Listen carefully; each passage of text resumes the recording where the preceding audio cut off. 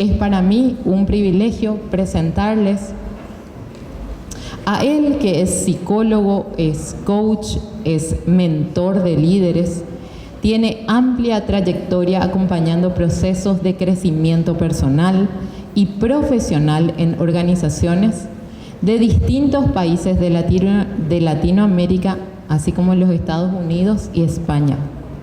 Su trabajo se centra en ayudar a las personas a evolucionar desde el rol del jefe hacia el líder. Inspira a equipos y busca que esos equipos sean imparables, construidos sobre la confianza y la empatía y el propósito compartido. Actualmente se desempeña como director de recursos humanos de la empresa Bristol, así como la señora Lizzie también logró la certificación Great Place to Work, y es para mí un privilegio presentar al señor Fernando Bangioni. También comentarles que él es líder y mentor de mujeres líderes. Señor Fernando, un fuerte aplauso. Muchas gracias. Todo suyo. Muchas gracias. Si se han quedado hasta esta hora, les prometo que me voy a esforzar para que valga la pena, porque soy lo único que les separa de la cena. ¿Sí? ¿Vamos a ello? Bueno, ¿qué vamos a hacer hoy? Estamos hablando de liderazgo, y qué mejor que escoger a los 5 mejores y a los 5 peores líderes que pude encontrar para ejemplificar lo que durante 30 años en 12 países de carrera profesional me pude encontrar en todo tipo de empresas. Voy a llevarles a lo largo de la historia y va a distintos países en distintas épocas para que puedan visualizar qué es un buen líder y qué es un mal líder. ¿Les parece bien? Antes de nada me gustaría que cerraran los ojos, por favor. Nadie se me duerma, cierren los ojos. Pónganse la mano en el corazón. ¿Alguno no sabe dónde tiene el corazón? Muy bien, ahí, perfecto, cierren. Y ahora quiero que piensen en el peor líder que tuvieron. No me miren a mí, yo no fui su líder. Cierren los ojos. Visualícenlo, su cara, su rostro, cuando le daba cafecito. Aprieten un poco el corazón para sentir ese dolor. Todos tuvimos esa persona en nuestra... No se imagina su suegra, he dicho su líder. Ok. Ahora cambien con los ojos cerrados y visualicen el mejor líder que hayan tenido. Ok. Miren su rostro, miren su sonrisa. Ok, vuelvan conmigo. Vi la diferencia entre sus rostros. Fíjense, eso es lo que vivieron los siguientes personajes en la historia de la humanidad que vamos a ver. Bueno, antes de nada les quiero hacer un spoiler. En el año 2005, el huracán Katrina arrasó Estados Unidos y provocó más de 2.500 muertos. Destruyó totalmente Los Cabos de Florida y solo una casa sobrevivió. Fíjense qué curioso. Le preguntaron al dueño cómo hizo que su casa sobreviviera y él dijo: la importancia está en los fundamentos. Él era ingeniero y puso unos pilares 9 metros más largos y profundos de lo habitual. Y ahí está, se salvó hasta casi el jardín, ¿lo pueden ver? Y esto es lo que vamos a ver. Le estoy adelantando el final de la ponencia. Lo importante es el fundamento en la vida, porque los líderes buenos tienen buenos fundamentos y los malos líderes tienen malos fundamentos, como vamos a ver. ¿Ok? Bueno, quiero presentarles, y lo voy a hacer en plan storytelling. Retrocedan conmigo a la Inglaterra de 1940. Hitler está dominando Europa y está inventando los primeros misiles y está destrozando Londres con las famosas bombas V1, V2. Los londinenses están aterrados porque solo 30 kilómetros separan Francia de Inglaterra. En 1 hora y media podrían conquistarla. Y en medio de todo ese caos surge un hombre bajito, regordete, llamado Churchill, que dice: un momento, vamos a luchar, pero vamos a luchar de verdad. Vamos a luchar con sangre, sudor, lágrimas y esfuerzo. Vamos a luchar en las calles, en las plazas, en el living room de nuestra casa, pero vamos a luchar y no nos conquistarán. Y una de las características más bonitas que pude encontrar en los buenos líderes en mi carrera fue que veían las cosas como son, pero no peores de lo que son. Los grandes líderes no magnifican los errores, no magnifican los problemas, pero tampoco los minimizan. Churchill ahí no magnificó ni minimizó, logró que toda la nación se uniera contra los nazis que jamás pudieron llegar a conquistar Inglaterra. Y gracias a eso, luego Hitler perdió la guerra. Fíjense que Churchill era un personaje muy peculiar. Él empezaba el día bebiendo whisky, almorzaba con coñac y acababa bebiendo champán. Él dijo: saqué más del alcohol de lo que el alcohol sacó de mí. Tiene frases muy divertidas y recibía a sus ministros casi completamente desnudo en la bañera o en una bata de hotel, que por cierto dicen que era muy corta. Cuando le decían: pero señor ministro, él decía: el primer ministro de Inglaterra no tiene nada que ocultar. Fíjense, un personaje que veía la claridad de esta forma. Vámonos ahora con su antipersonaje, el antilíder. Un año antes de que Churchill en Inglaterra suba al poder, estaba este primer ministro, se llamaba Neville Chamberlain. Él era muy inocente, buen tipo, no veía el peligro, no veía las cosas, y en un viaje de excursión a Europa hizo que Hitler firmara un tratado de paz. Volvió agitando el papel feliz porque había conseguido que ese chico con mostacho llamado Adolfo pues no fuera a la guerra. Bueno, Churchill le dijo, y todo el mundo le dijo, que estaba equivocado. ¿Pero qué sucedió? Efectivamente, al año invadió Polonia y se desencadenó. Y ese año que este hombre hizo perder para que el occidente se uniera contra Hitler fue desastroso y provocó millones de muertos. Neville Chamberlain es el típico caso de un líder que se niega a ver lo malo. Es el típico caso de un jefe que minimiza los errores, minimiza los problemas, minimiza los peligros. Fíjense en esta frase de Viktor Frankl, cuyo libro les recomiendo, se llama El hombre en busca de sentido. Viktor era un psiquiatra judío que fue encarcelado por Hitler en los campos de concentración y él veía que todos los días había gente que se suicidaba. Era muy fácil hacerlo en un campo, en Auschwitz. Simplemente tenías que ir hasta la cerca, tocarle con el pie y un guardia te iba a disparar. Él escribe un libro después de la guerra y funda la logoterapia. Y él recibe a miles de personas que se querían suicidar, pero él encontró que había una razón para vivir. Y él encontró que además entre el estímulo y la respuesta hay siempre un espacio para decidir.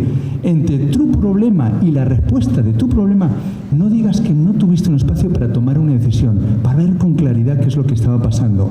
En ese espacio reside tu poder para elegir la respuesta. Y en esta respuesta se encuentra tu crecimiento y tu libertad.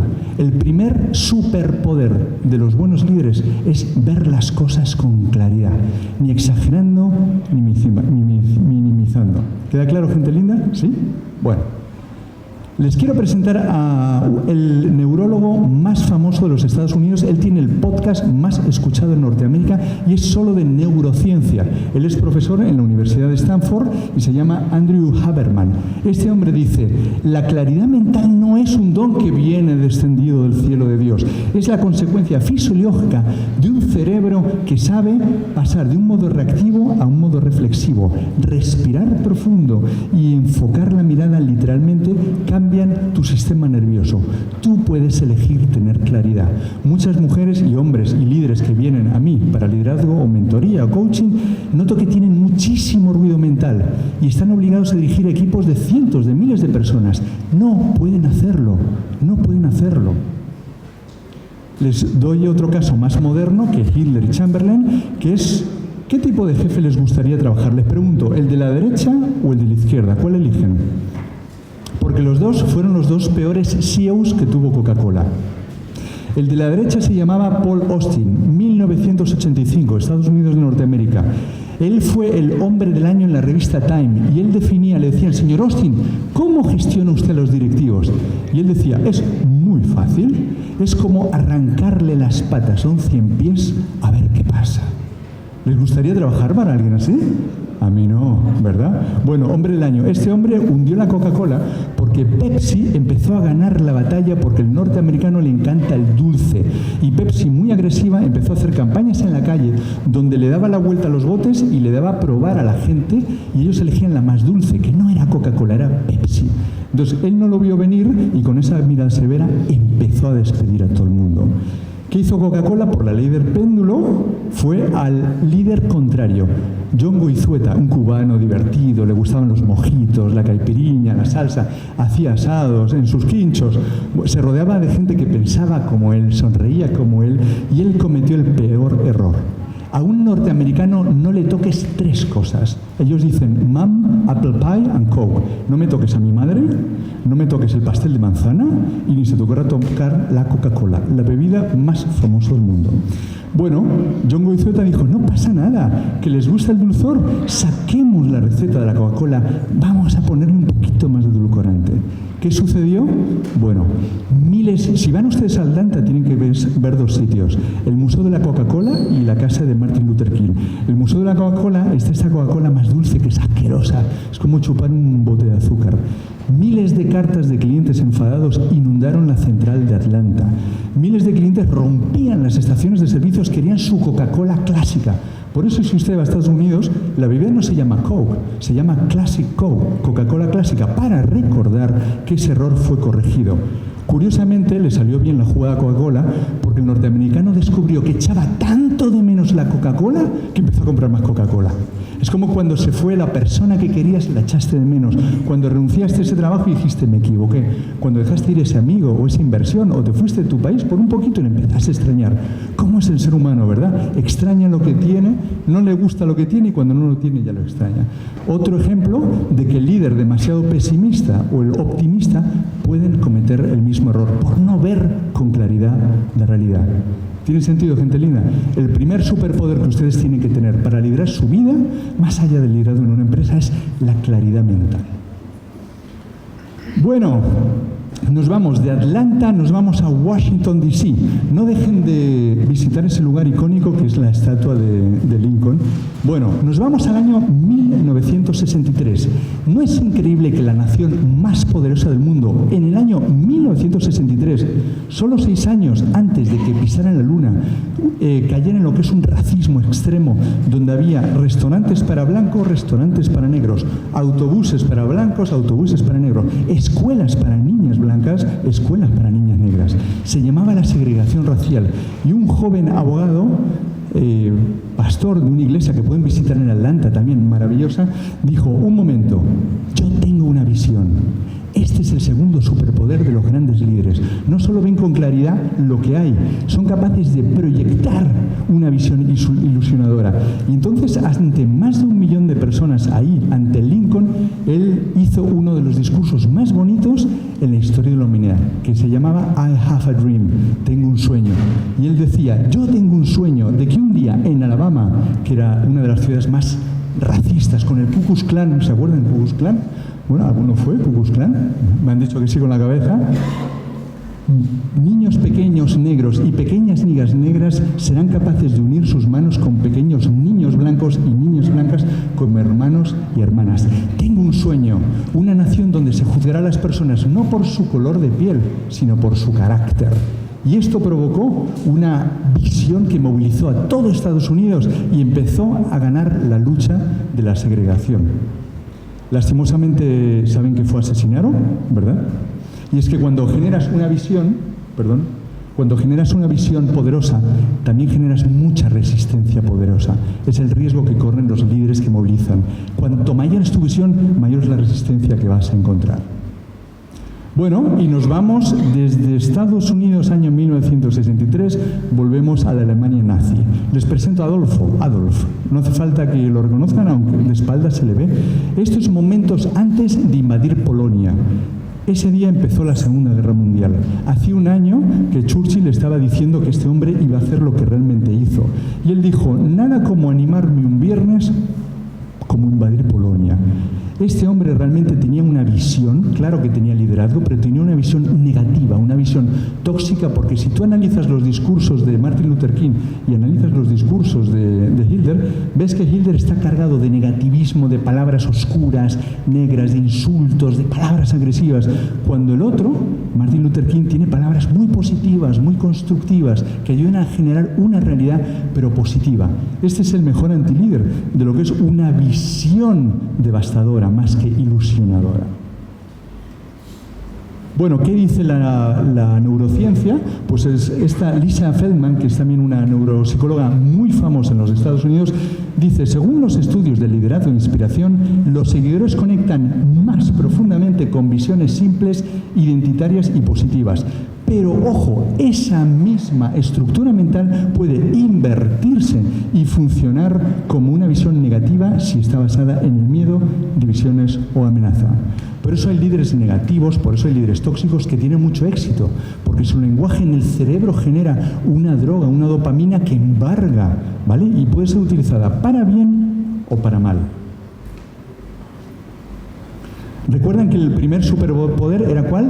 La claridad. Tengo que ser capaz de ver con claridad. El segundo superpoder era crear una visión ilusionante, ojo, de tu vida. Si tú no tienes un proyecto ilusionante en tu vida, ¿a dónde vas?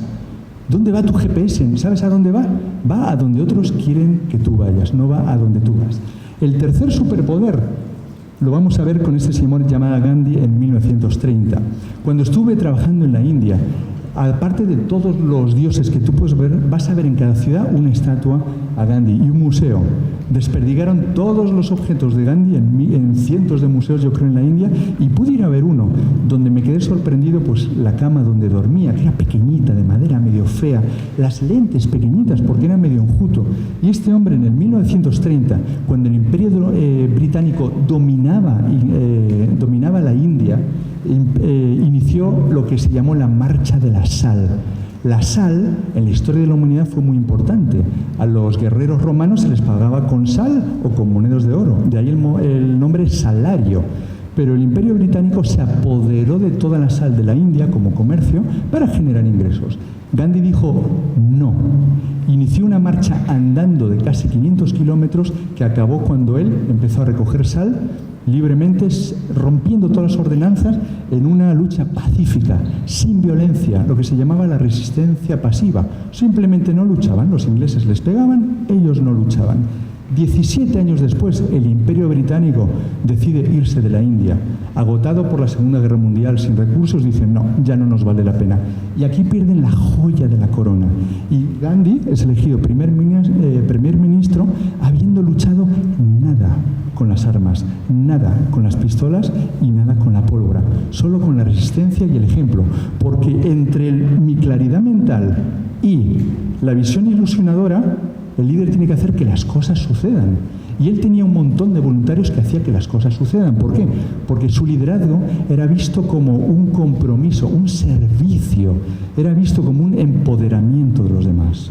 ¿A cuántos líderes no he conocido aquí, en mi querida España, en un montón de países, donde ellos eran yo S.A.?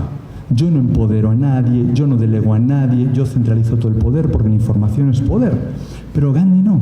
Gandhi es un ejemplo como tú puedes, si los demás entienden que tú estás a su servicio, que no es que seas su sirviente ni su criadito, no. Si los demás entienden que contigo van a crecer, te siguen de manera natural.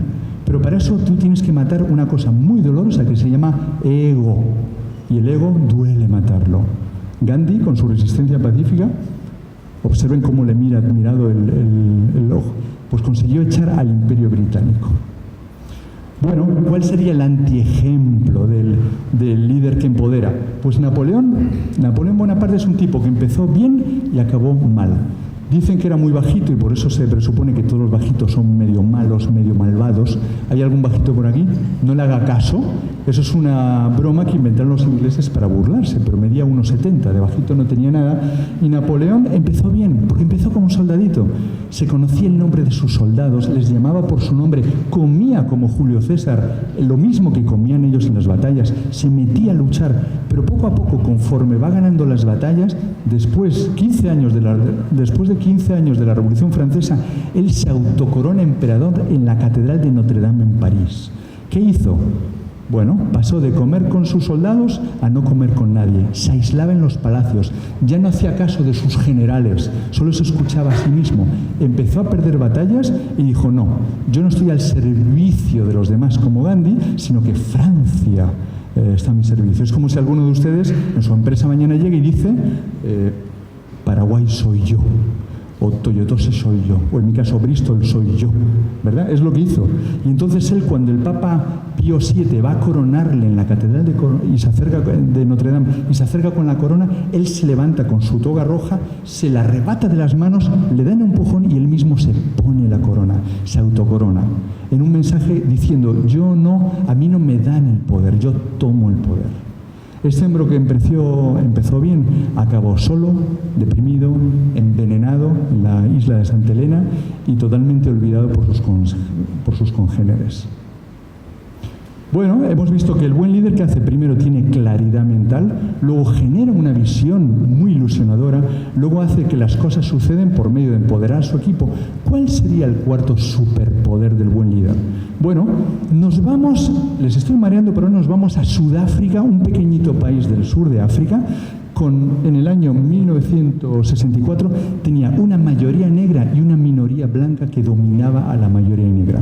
Un país rico, uno va y parece que no está en África porque vive del diamante, del comercio, pero este hombre, por decir que los blancos no podían dominar a los negros, combatir un sistema llamado el apartheid, fue encarcelado, ¿saben cuánto tiempo? 26 años. ¿Se imaginan vivir 26 años en una celda 2x2?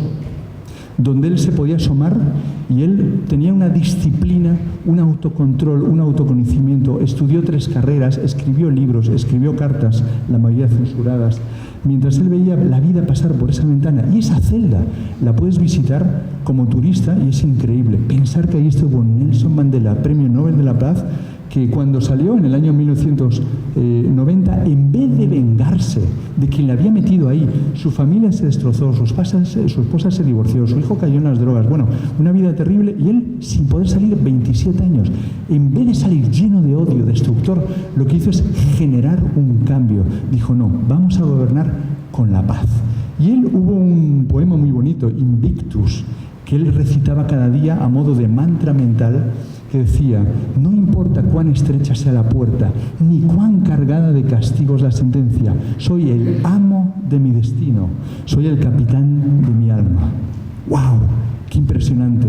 Este hombre, con esa disciplina, ese autocontrol, hizo que luego en el año 1995, en esta famosa película, ¿recuerdan? Invictus, protagonizada por Matt Damon y Morgan Freeman, él apadrinara los Juegos Mundiales de Rugby, donde por primera vez un equipo ganaba a los neozelandeses, que son los Black Hawk, que nunca nadie les había vencido, ¿no? ¿Por qué? Porque inspiró a los líderes del equipo, que eran todos blancos, en que esa victoria era la victoria de la libertad, de la paz y de la concordia. Cuando todos le decían, véngate, véngate, él dijo, no, vamos a generar la paz. Bueno, me voy de Sudáfrica, vamos a Rusia, volvemos a la Segunda Guerra Mundial y les presento una persona muy poco recomendable para ser su amigo. ¿Escucharon el refrán de 2 no discuten si uno no quiere? No, él lo mejoró, dijo, 2 no discuten si uno desaparece en extrañas circunstancias. Está muy bien, me gustó, me lo aprendí, lo voy a aplicar mañana con mi equipo. ¿Ok? A mí me dicen eso y uno dice, ok, pruébenlo esta noche con su pareja y me dicen qué tal funciona.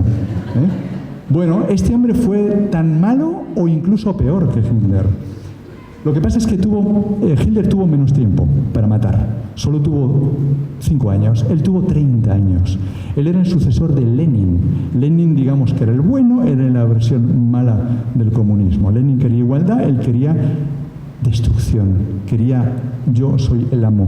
Este hombre es el antiejemplo porque lo llamaban el hombre de hielo y mató aparte de su familia, mató a todos sus amigos, al aparato del Partido Comunista, los exiló a millones de rusos en Siberia, en los llamados gulags, que eran campos de concentración destinados para que murieras de frío, y gobernó con una mano de hierro, con una paranoia, con una enfermedad mental increíble. Este líder no se autoconocía.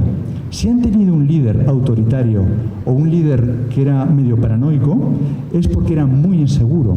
Y uno es inseguro cuando no se conoce a sí mismo. Porque cuando te conoces a ti mismo, aceptas tus fortalezas y aceptas tus debilidades. Y entonces empiezas a amar.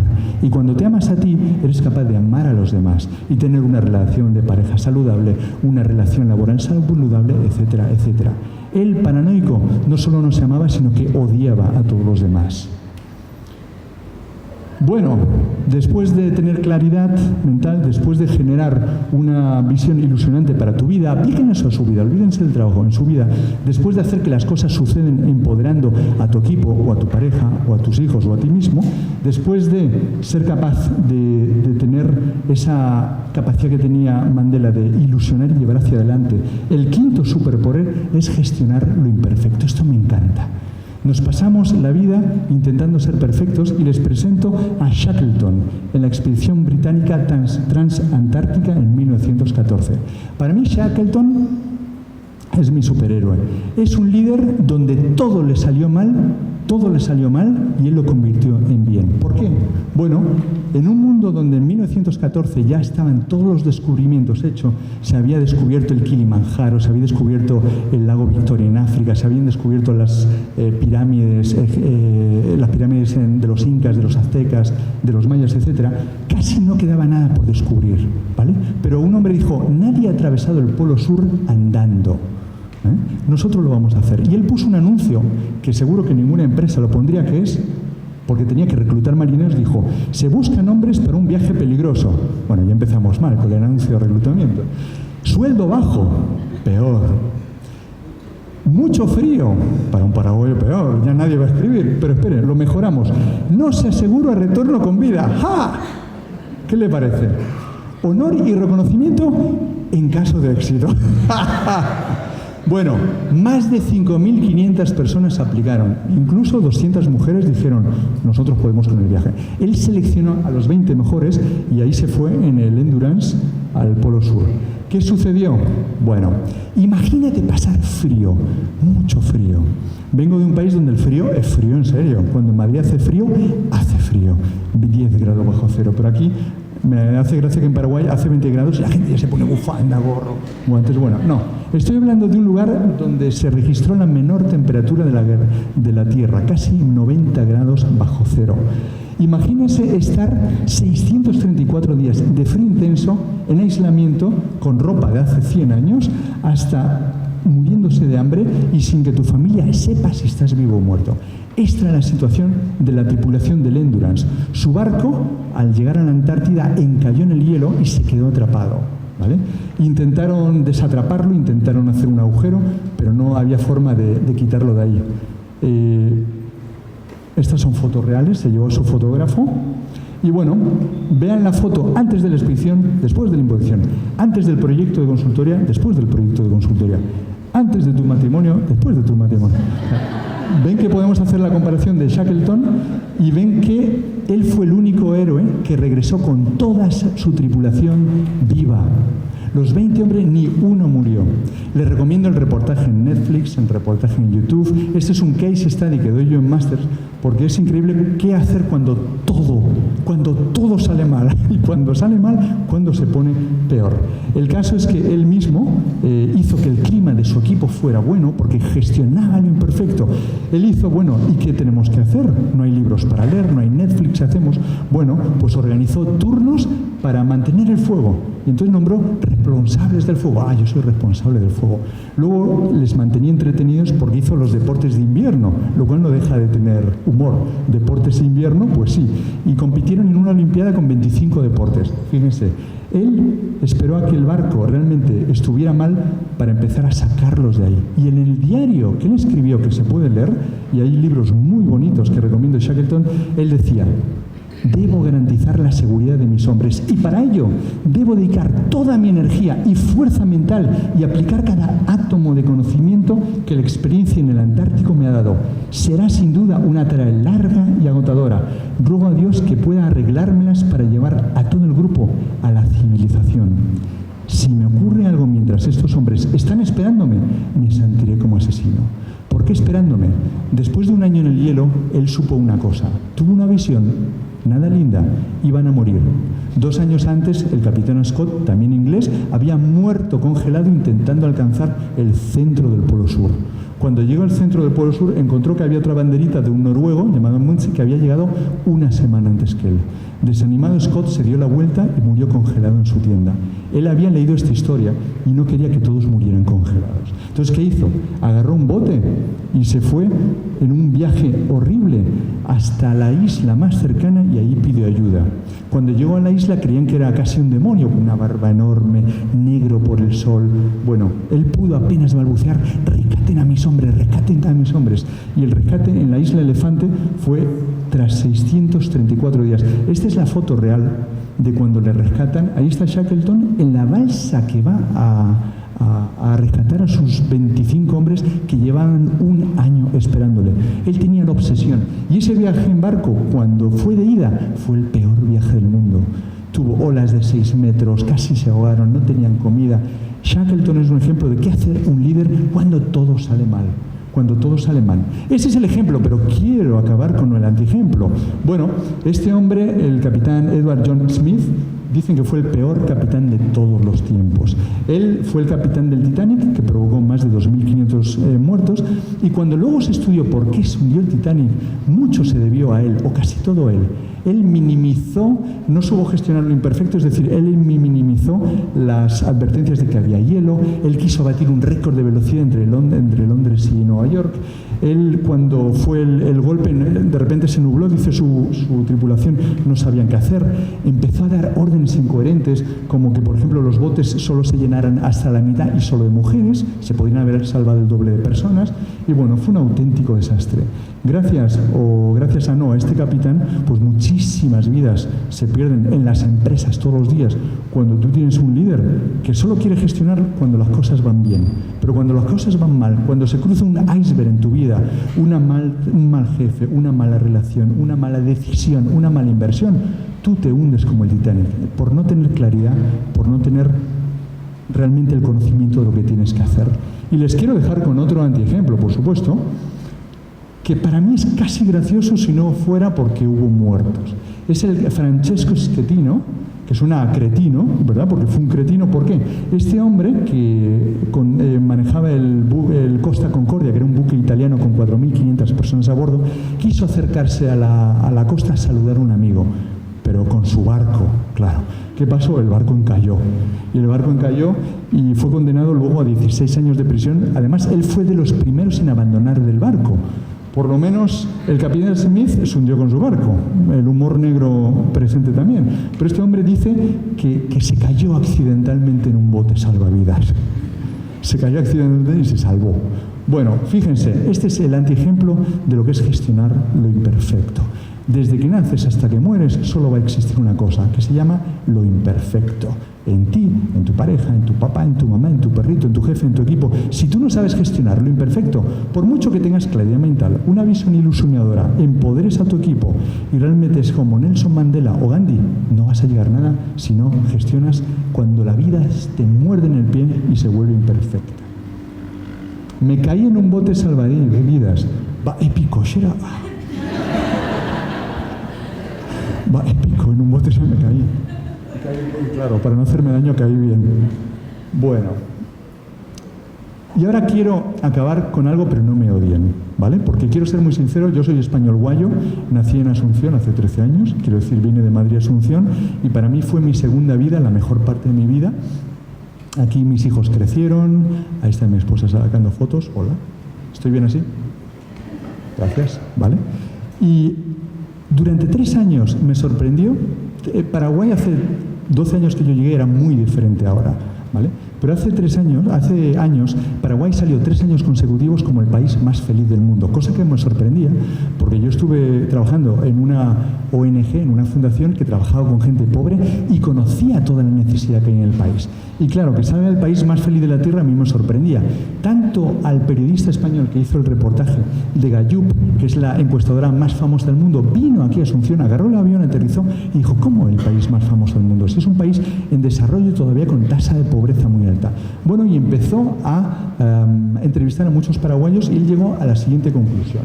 Primero, él lo sorprendía que a mí, cuando aterricé como directivo, empecé a dirigir, yo preguntaba, ¿qué tal todo? Me dicen, todo bien. Vamos, está bien, si todo está bien. No bien, súper bien. Incluso 10 de 10 y mejorando. ¡Wow! Yo en mi vida estuve así.